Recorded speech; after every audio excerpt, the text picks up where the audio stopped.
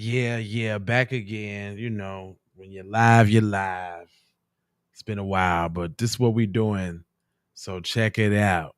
Without further ado. Hey, what's going on, family? This is Tariq Nasheed, and I'm out here in the beautiful city of Washington, D.C., and I want you to join me this June 15th, 2024, for the Rally for Reparations Juneteenth Celebration right here in Freedom Plaza. We came here to Freedom Plaza a few years ago. We turned up, turned out. It was a phenomenal event, and we're coming back to do it again, and we want to see you here. This year, we're going to have so many phenomenal speakers. We're going to have me hosting. We're going to have Brother Reza Islam, Sister Vicky Dillard, Greg Marcel Dixon, Black Alpha, Afro Elite, Dr. Randy Short, Dr. Mayat, and a very special music performance by hip-hop legend Big Daddy Kane. So family, you do not want to miss this. Come enjoy your foundational Black American heritage and celebrate it at the Rally for Reparations right here, Juneteenth celebration. For more information, go to rallyforreparations.com. That's rallyforreparations.com. We will see you here. See, I had put it on mute. My bad, y'all. That was my bad. I put it on mute. B1, what's going down? We in here. We back. Y'all can hear me now. Cause I was gonna have to give y'all this work. I'm not gonna not give you the work, right? So before I was so rudely interrupted by myself. We talking about KC. And in KC, media is a very powerful thing, y'all. That's why we do what we do. So now they get an opinion writer. I want y'all to meet Miss Yvette Walker. Y'all seen the face before, but y'all didn't hear what I had to say about it. So I'll let you form your own opinions about Miss Walker. I'm smelling Caribbean Bibian myself. I'm talking about all the way in KC. I swear I don't know how. I got this funny hunch that there's some Caribbean Bibian up in there. It's the teeth for me. It's the teeth. But anyway, she got the nerves to make an article that says it might not be times for reparations in KC, but we need to talk about it though. Talk about our history. Where do they get these people from? How do you form your mouth to say it might not be time? Says who? You got the clock. Did somebody give you a schedule? I'm just trying to figure out this defeatist talk is the killing. It might not be time now. But anyway, it goes on to say in 2021, the Chicago suburb of another thing before I go on. They're highlighting what happened now in Evanston as like a aha, na boo boo to you black people thing. And I don't think it's that way. I think if anything, it's like a learning lesson or a stepping stone as a tool to get to where we really actually need to be. And that was just like the little crumb to throw out there. Cause come on, let's keep it real. $25,000 when the median house price in Evanston is like $400,000. That's like not even half of a down payment. But anyway, they say that they became the first city to offer reparations to African Americans, but we all know that started actually as a home voucher, and then they pressed them for the little funky $25,000. Now a conservative organization has filed a lawsuit. Kansas City goes down its road to reparations. There's a lesson to be learned. Judicial Watch calls itself a conservative, nonpartisan educational foundation on its mission page, and it describes the actions of using open records or freedom of information laws to investigate and uncover misconduct by the government officials and litigation to hold accountable politicians and public officials who engage in corrupt activities. On May 23rd, it filed a class action lawsuit on behalf of 6 individuals. 1, 2, 3, 4, 5, 6. 6. They ain't saying if they white. They not saying if they black. Hell, they might be the color of the rainbow. They might got one white, one Mexican, one Asian, one Indian, the red dot, and one Saudi or something. Because we all know that ain't none of them friends of the black community yet, with exception for the white and the white women in cases, Rachel Dolezal, will claim that they're people of color and try to get access to this very same thing if we didn't specify who it was for. And that's why they so mad, because the class action lawsuit is on behalf of the 6 individuals over the city's use of race as an eligibility requirement to receive $25,000 payments. The program gives money to black residents and descendants of black people who lived in Evanston between the year 1919 and 1969, which is a lie by omission, because they're not saying why they're giving them the money. They're giving them the money because of redlining. They're giving them the money because they closed them out in houses and they was actually able to prove it on paper, undeniably. So they kind of had their back against the wall. That's why they had to go ahead and do it. See, that's what they're not saying. They're making it seem like it was just because you guys were black. And that's not, yeah, it's because we were black and y'all did this to specifically us.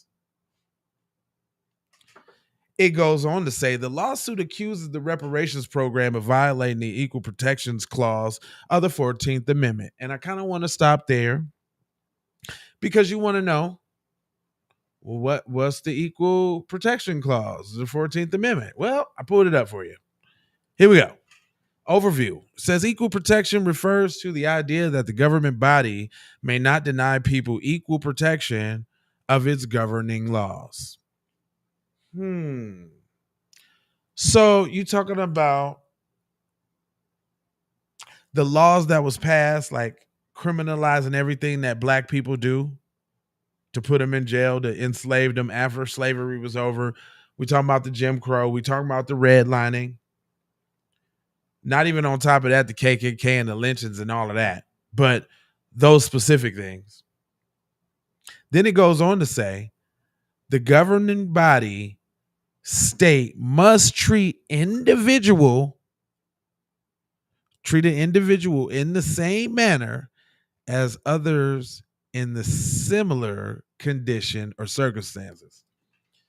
And that's where the ambiguosity comes from. Similar conditions and circumstances. So those 6 individuals, whether they be white or something else other than black, obviously, because there's no foundational black American person that would fight against getting what they owed. So that just lets us know that those are 6 people, 6 ops, basically, people who oppose and have animosity towards us receiving the payment that we supposed to get. Now, similar conditions and circumstances. Well, it's not similar conditions and circumstances if you subject a certain group of people to lesser than the other group of people. Then that means that the compensation is totally justified, and you, sir, 6 people, whoever you may be, even if you're white, you still got $1 million worth of whiteness.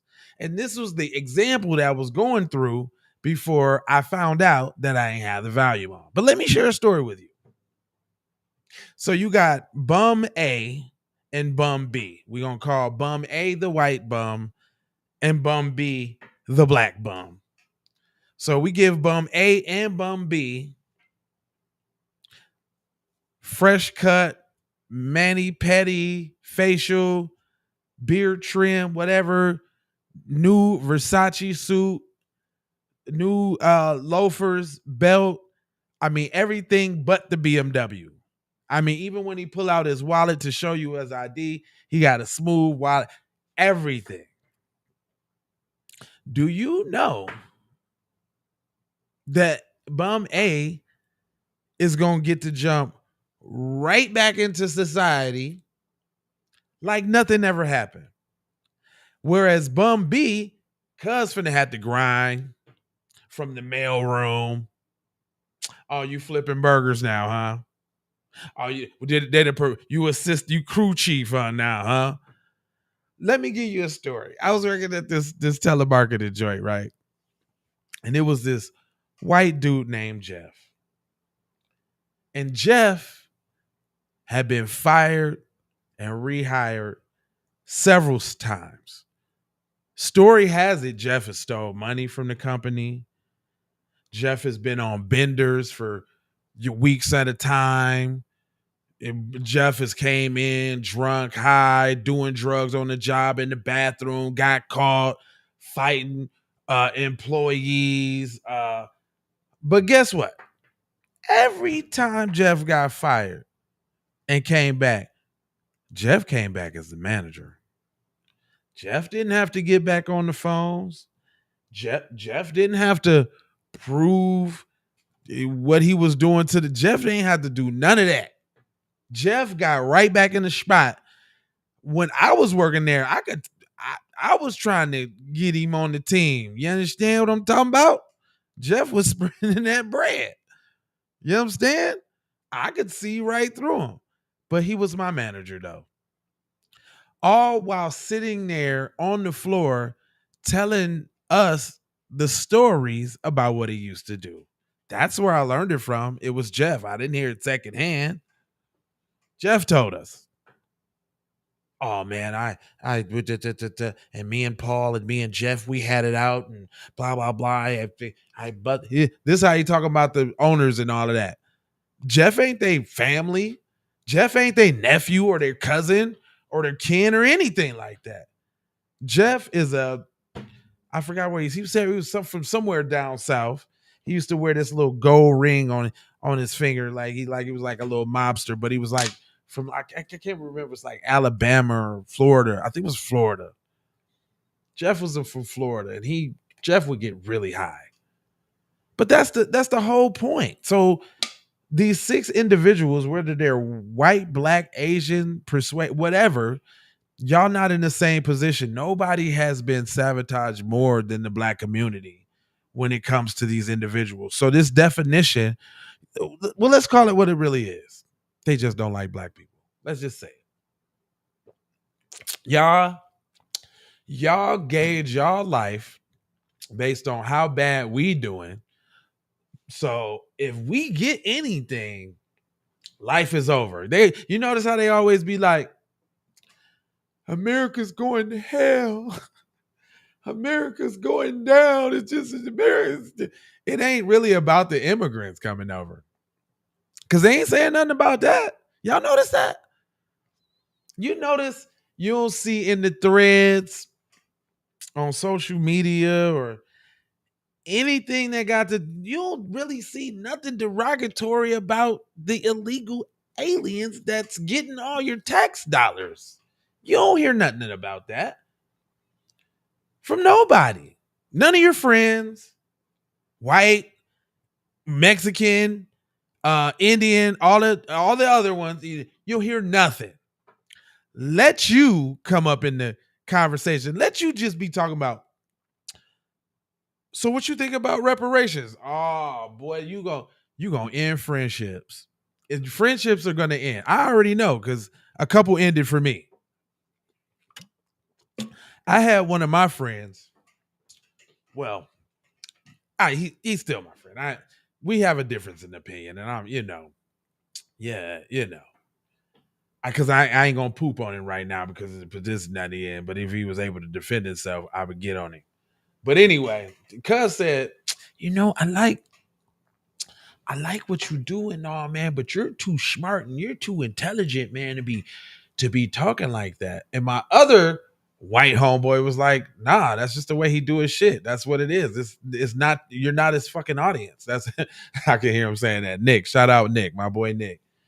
Because I got white friends too. I know that's cliche to say. But it's not even really about that. Like, we know what it is, man. Like, you let your little Negro self mention reparations in a conversation and see who doing what. I just implore you to do that. I just want to see, just see it. And if they feeling you, if they respect you or if they scared of you, they probably just gonna agree with you in your face. I think you probably never really even know somebody's true intentions. Even if you ask, that don't mean they're giving you the truth. So it's all subjective. But and I digress. That was a lot. But I'm just kind of sick of like everybody has an excuse for us. This is the history of atonement for injustice. What happened to repair? I don't want to atone. Atone seems like feelings. It feels like it seems like in my tummy. I don't want to feel good in my tummy. Like atone. Like what's that? It says reparations is most likely widely known for its financial atonement to Black Americans. And see, that's to let you know that's what they worried about the most. Some housing grants, y'all can get that. What you want? Some daycare vouchers? Man, y'all can get that. What y'all want us to do? Anybody got car problems? We'll fix your car, right? We'll buy you a car. I bet you I wouldn't be surprised if they tried to offer Teslas or vehicles for reparation. Anything but some money. How about free clothes for 5 years? I was saying this is gonna start getting ridiculous on what they think Black people want as reparations. Because it's already education. You already know that's the first go-to. But it goes on to say financial atonement to Black Americans. That's what they scared of. Whose ancestors was enslaved in the United States from 1619 to 1865, and those affected by discrimination during the following Jim Crow era. The NAACP's resolution on reparation refers to how the enslaved and the persecution of Black people in the United States has enriched the country, and created disparities in income, wealth, and education between Black and white. All of those are true. All of those are true. I mean, we couldn't even read, first off. We get killed to read. So the education thing, it makes sense, right?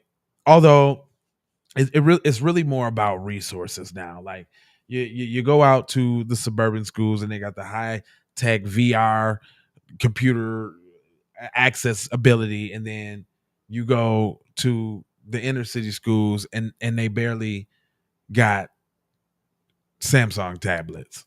Talking about some get on the Internet Explorer. You know what I'm saying? So it's really about that. You know, besides the fact that they used to kill us to read. Like, okay, I get the education. But notice how they said income and wealth. So income is the ability to generate it, which if 97% of the people who own businesses are white, even if they're Hispanic, that's pretty much white too. So 95% of the people is white. Who are they hiring? Why ain't it Black businesses, you ask? We had those. We had cities, towns. We was flourishing. But guess what? Every time. Now, I don't know, I I don't know how many, but we know about at least about 12 prominent ones from the West Coast all the way to the East Coast. Lake Lanier, they put a whole a lake over that. The Punch Bowl killed all the soldiers, right? I mean, it's all type of tragedy. Well, we'll be talking about Tulsa, Oklahoma. Then we got the Seminoles down in Florida. Like, what was Rosewood was another one. So was there's a lot. Shout out Tory and Rain because he went through them all. But what I'm saying is we'd have done that. But guess what? They've been burnt down. They've been bombed, sabotaged, all that. Guess what you can find though? Right now, everywhere. Chinatown. Why do you ever ask yourself why they ain't do Chinatown like that? And if you don't ask yourself, then I don't want to hear people talk about we lazy and we don't never do nothing. I don't want to hear that, man. I don't want to. We are our own worst enemy, man. We lazy. We need to come together. We need unity. Man, we got all type of unity. Have you maybe even considered the fact that, instead of doing that again, like we're doing this, we just nip it in the bud. Like if we gonna get the town now, then we want to have an anti-black hate crime bill too, because we deserve that as well. And the only reason we ain't got it because enough of us ain't fought for it, because too many of us are comfortable with the situation as it is, as long as we can drive a nice car and wear nice clothes and take a vacation here now and then. Not even really considering what your children gonna go through. Have you considered that, like, your kids ain't getting no Pizza Hut and Walmart gift cards and no 1,400 on a debit card and paid rent for 6 months right out the box? What if our children got that? Shit, what if we got that? What if we got what the illegal immigrants is getting right now?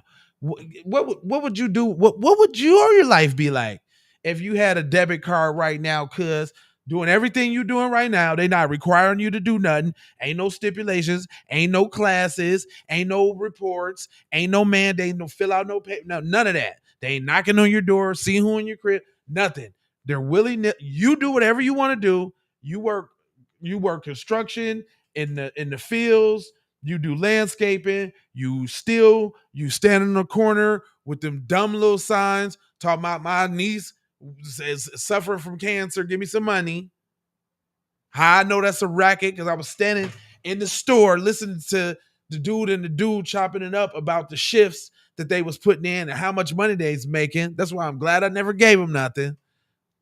But they engaging in all the activity under the sun and still getting something. What if that was you? What if you was working your job right now and you just got $1,600 extra and they was like, you know what? We just gonna pay your rent, man, for the next year, man. We're gonna pay your rent for the next year. We're gonna give you $1,600 on top of that. Oh, you need some food? You can work. We're gonna give you food stamps. No problem. Oh, don't get medical on your job. Take that off. We got you. Just the small things. What would that be like? Can't even imagine a world like that. It says California was the first state to begin tackling weighty issues of reparations. New York has followed suit. Evanston is the first to approve the program. Boston, Atlanta, and Asheville, North Carolina, which we've all covered here, have studied reparations. And in 2023, Kansas City Mayor Quentin Lucas announced the appointment of the Mayor's Commission on Reparations to study and make recommendations. The commission has held public hearings over the past year, most recently in March. Here we go with the study. And they know, man. But part of the problem, or part of the reason why it's not happening as fast, because like enough of us ain't showing up to Washington, D.C. That's why. Because, enough of us want to worry about, the drama in the community. Like there's some oppie pages up speaking bad on this, that, and the third. I ain't even gonna get them suckers no run, but little bussy man know who he is. But it's not enough of us showing up. And even if it ain't going to Washington, D.C., what about starting one in the town where you at? Why, a certain group of individuals got to represent? If you feel this way too, make it happen. And you would be surprised. There's other people who think like you and want to see the same for their people just like you. And it ain't nothing wrong with being selfish, just looking out for us first. Now, they're going to sit up in here and tell you the disparities which was found. So they can tell you everything that's wrong, but I don't know what you do when you come with the picture. I don't know. Cut the check, fam. Here you go. And it's like they be rubbing it in your face too. This is what this is. This is the rub in right here. It says white-owned firms were awarded 86% of the $1.97 billion in local contracts. Black-owned firms were awarded 7%.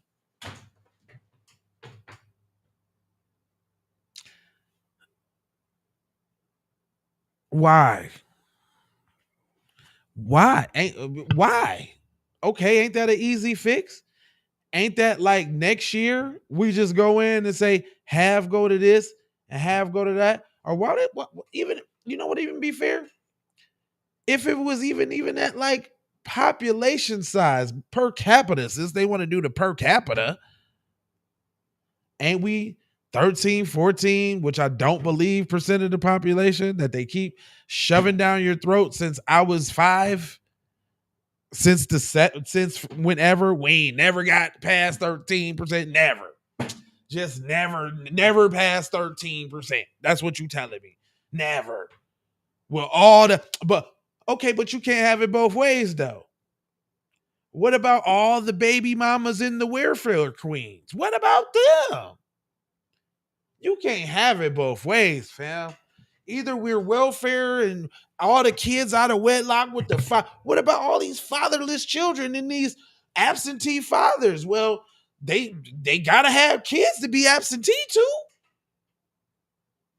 You see that? You see what I'm saying? But we 13% though. All right, y'all keep letting them tell you that. Why? All right, we 13% and y'all 50, right? Why y'all gotta bring in any illegals? Y'all should have been able to handle that. What? It ain't adding up. It's not really making sense, fam. But it goes on to say zip code 64128, which is predominantly black, has the city's lowest life expectancy at 68 years old. Damn.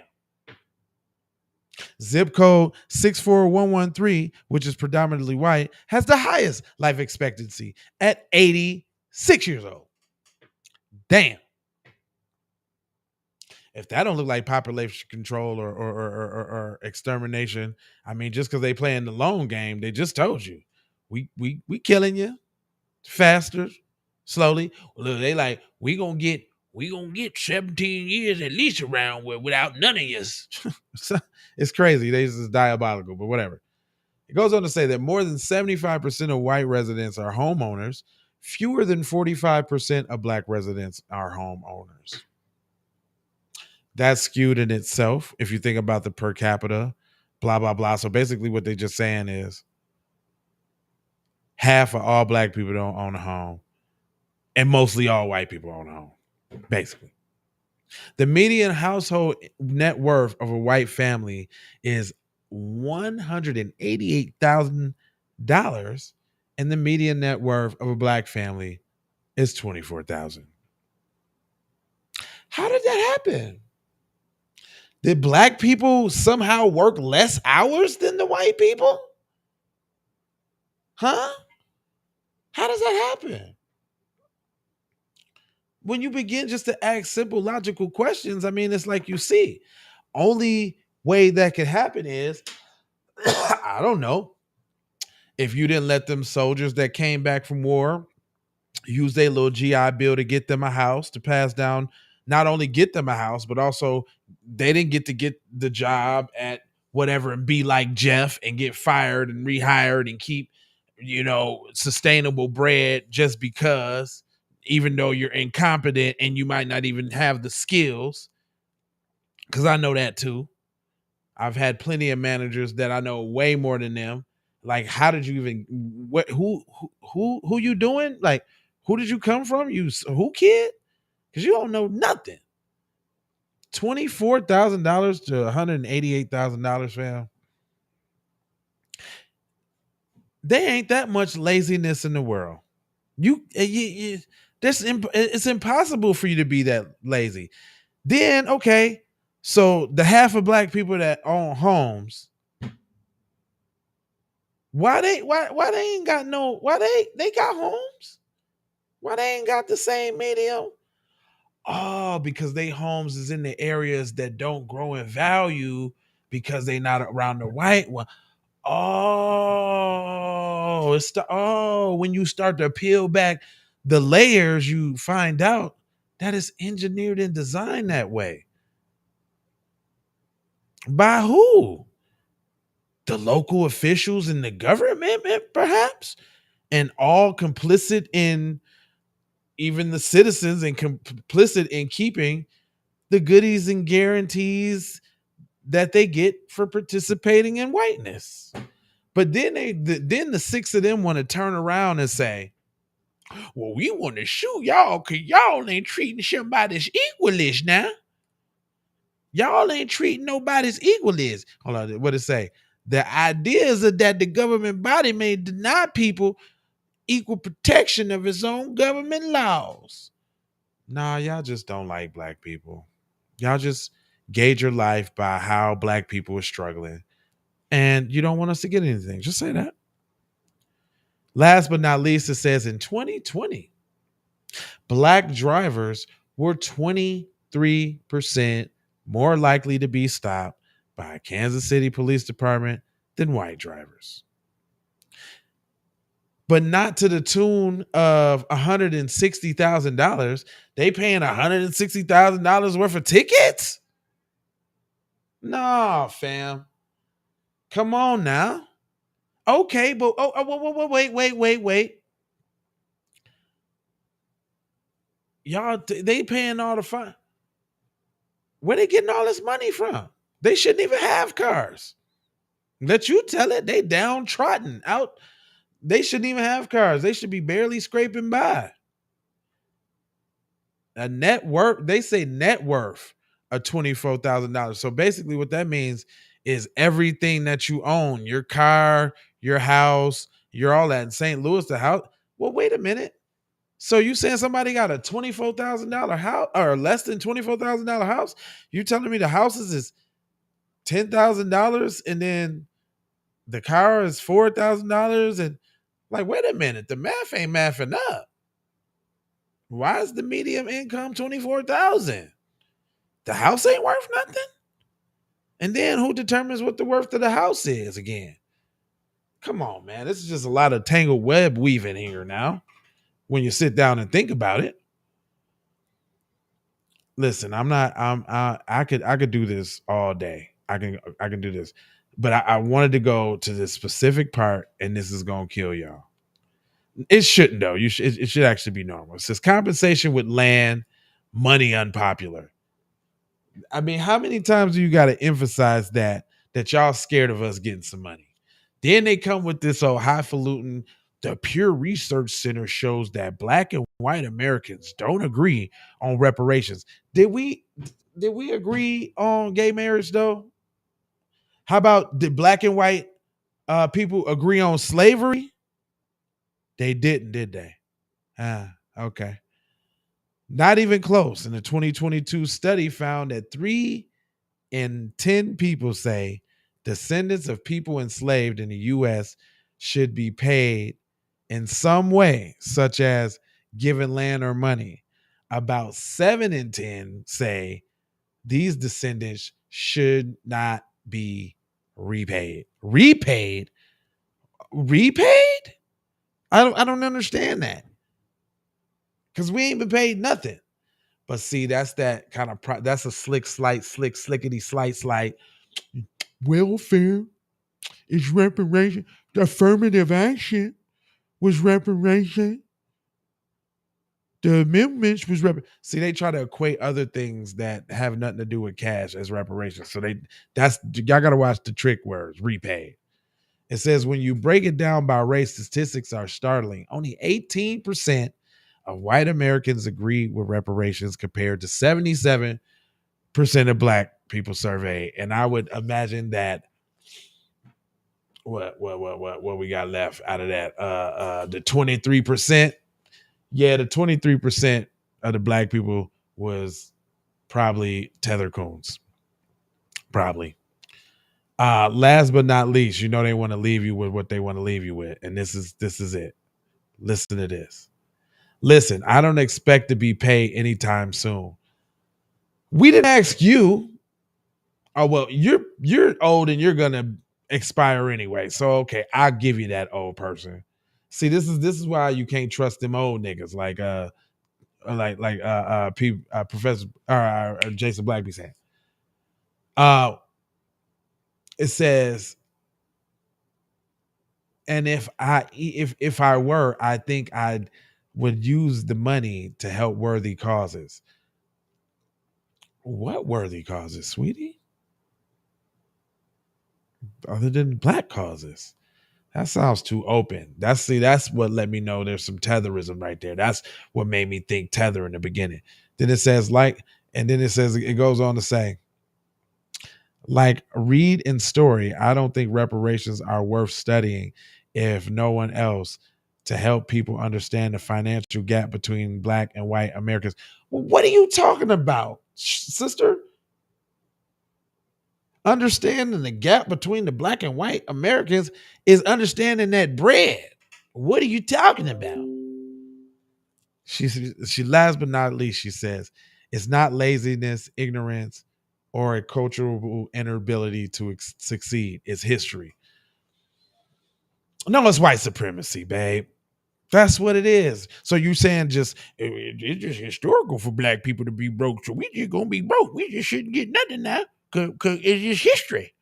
It be like this, it gonna be like that. We just gonna be broke.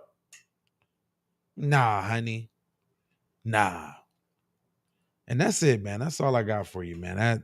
That one I had to bust down because they keep putting out these propagandic defeatists. Well, y'all just might well just forget about it now, because it may not be time right now, but we got to talk about the history. Girl, if you don't get out of here with that, look, that's why I just want to blow it up for you so you can see those dumb words up on the screen. It might not be time for reparations in KC, but we need to talk about the history, though. Man, if you don't get up out of here with that. Anyway, I ain't going to hold you all, but once again, join Jay Lava and TZ Von Siggity Iggity Avage at the rally for reparations going down June 15th in Washington, D.C. Be there or be square. Your mom's shaped like a pear. Hey, what's going on, family? This is Tariq Nasheed, and I'm out here in the beautiful city of Washington, D.C., and I want you to join me this June 15th, 2024 for the Rally for Reparations Juneteenth Celebration right here in Freedom Plaza.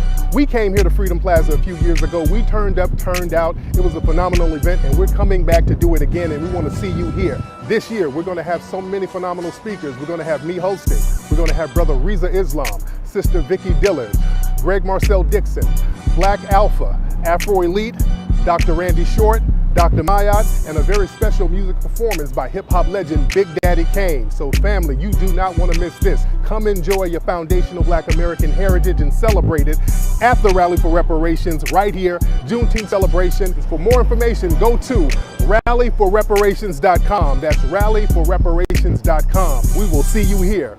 That's right. Love, peace, blessings, and aloha.